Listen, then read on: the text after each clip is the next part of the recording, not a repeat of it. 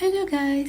අපි අද බලන්න යන්නේ උමාමි සිලෝන් අලුත්ම නිෂ්පාදනයක් වන mixed fruit bread spread එකේ research and development කරද්දී අපි ගත්ත පුංචි වීඩියෝ ක්ලිප්ස් ටිකක්.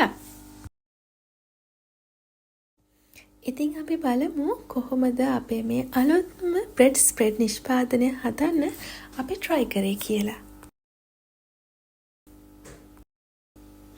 මේ පළතුරු සියල්ලම කපා ගන්න ඉස්සෙල්ලා අපි හොඳින් හොද ගන්න ඕනේ. හොඳින් හොදගත්ත අන්නාසි, අඹ, පැෂන්, ගස්ලබු මෙන්න මේ විදිහට පුංචි පුංචි කෑලි වලට කපා ගන්නවා.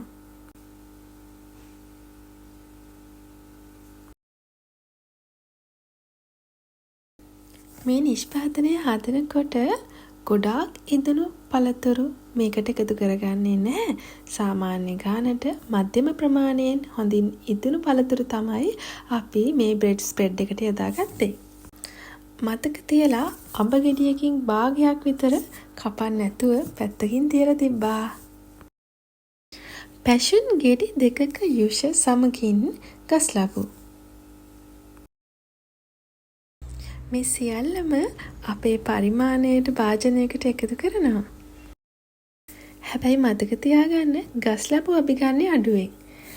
ජෑම් වලට එකට එකක් සීනි යොදාගත්තට මම හිතලම අපේ බ්‍රෙඩ් ස්ප්‍රෙඩ් එකට සීනි ගොඩාක් අඩුවෙන් තමයි පාවිච්චි කරේ. ඔයාලට පේනවද මේ එහෙට මෙහෙට යන පුංචි පුංචි කෑලි? අර මම අඹ ගෙඩි භාගයක් පමණ තියාගන්න කියලා කිව්වනේ පොඩ්ඩක් පස්සේ අපිට ඕන වෙයි කියලා. අන්න ඒ වගේ පුංචියට කපාගත්ත නැවුම් පළතුරු වල කෑලිත් අපි මේ ජෑම් එකට එකතු කරන්න බලාපොරොත්තු වෙනවා. අපි මේ රිසර්ච් එකේදී අඹ කෑලි විතරයි එකතු කරේ. හැබැයි අපි ගන්න අන්නාසි වලත් අපි කෑලි මේ වගේම එකතු කරන්න ඉදිරි නිෂ්පාදනයේදී බලාපොරොත්තු වෙනවා.